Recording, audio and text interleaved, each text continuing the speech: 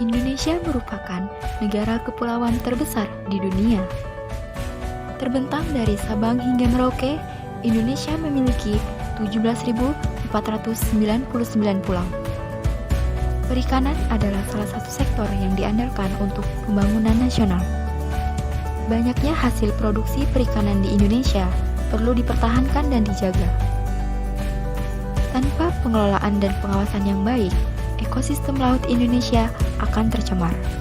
Dilansir dari website FOA Indonesia, Nani Hendiarti mengatakan, total sampah plastik yang masuk ke laut Indonesia pada tahun 2019 sekitar 6,8 juta ton per tahun, dan 4,2 juta ton diantaranya belum dikelola dengan baik. Sebuah langkah jitu untuk menekankan angka konsumsi kantong plastik di Indonesia dilakukan oleh gerakan Indonesia Diet Kantong Plastik. GIDKIP berkampanye agar setiap orang dapat secara bijak menggunakan kantong plastik dalam kehidupan sehari-hari. Gerakan Diet Kantong Plastik menyusun strategi dalam berkampanye. Adapun beberapa strategi tersebut. Yang pertama, regulasi. Regulasi yaitu strategi kampanye yang dijalankan dengan upaya advokasi kepada pemerintah.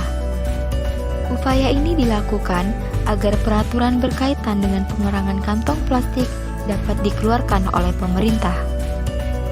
Yang kedua, edukasi.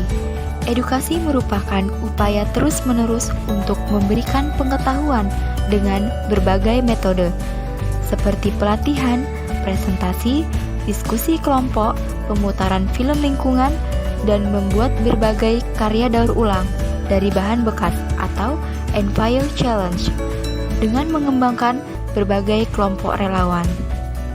Yang ketiga, fasilitasi. Fasilitasi yaitu strategi yang diarahkan kepada dunia bisnis.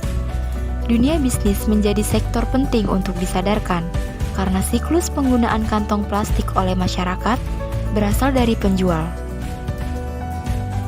Strategi komunikasi dalam kampanye diet kantong plastik yang dilakukan oleh GIDKIP di Indonesia melebur dengan pendekatan regulasi atau advokasi. Adapun edukasi dan fasilitasi yang menjadi titik poin dalam kampanye ini. Advokasi dapat didefinisikan sebagai serangkaian tindakan yang berproses atau kampanye yang terencana, terarah untuk mempengaruhi orang lain, yang hasil akhirnya adalah untuk merubah kebijakan publik. Strategi kampanye dengan aspek regulasi ini bermuara kepada penciptaan payung hukum oleh pemerintah terkait kantong plastik. Salah satu upaya yang dilakukan oleh gerakan Indonesia Diet Kantong Plastik yaitu melakukan petisi yang disebut dengan #PayForPlastic. Melakukan petisi kepada presiden, gubernur, dan kepala daerah untuk membuat peraturan diet kantong plastik.